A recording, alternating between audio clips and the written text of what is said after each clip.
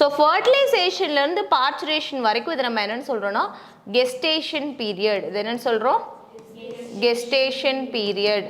Even இதில் வந்து நம்ம அதையும் எடுத்துப்போம். எதை எடுத்துப்போம்னா கேமெட் ஃபார்மேஷனும் எடுத்துப்போம். கேமெட் ஃபார்மேஷன் இன்செமினேஷனும் எடுத்துப்போம். பட் நீங்கள் கன்ஃபியூஸ் ஆகக்கூடாதுன்றதுனால இங்கே இந்த ஃபர்டிலைசேஷன்லேருந்து பார்ச்சுரேஷன் வரைக்கும்.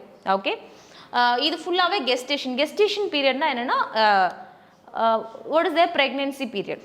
ஓகே, கர்ப்பகாலம் அப்படின்னு நம்ம தமிழில் சொல்கிறோம் இல்லையா, that is call gestation period. இது வந்து 9 months.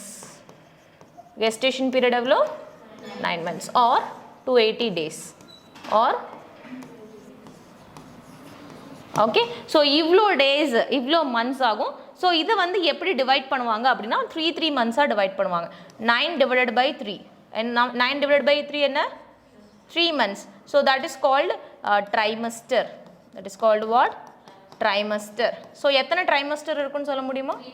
3 trimester. அவங்களோட ஃபஸ்ட்டு ட்ரைமஸ்டர் அப்படிங்கிறது அவங்களோட ஃபஸ்ட்டு 3 மாதம். ஓகே, அடுத்த செகண்ட் ட்ரைமஸ்டர் அப்படிங்கிறது இப்போ நீங்கள் ஒரு ப்ரெக்னென்ட் லேடியை பார்த்து நீங்கள் கேட்குறீங்க, நீங்கள் எந்த மந்தில் இருக்கீங்க? அவங்க வந்து 7th month இருக்கேன்னு சொல்கிறாங்க. எந்த ட்ரைமஸ்டரில் இருக்காங்க? 3rd trimester. 2nd month இருக்காங்க, 1st trimester. 5th month இருக்காங்க. டோட்டலாக எவ்வளோ ட்ரைமஸ்டர் இருக்குது? 3 trimester. This is called gestation period. Okay.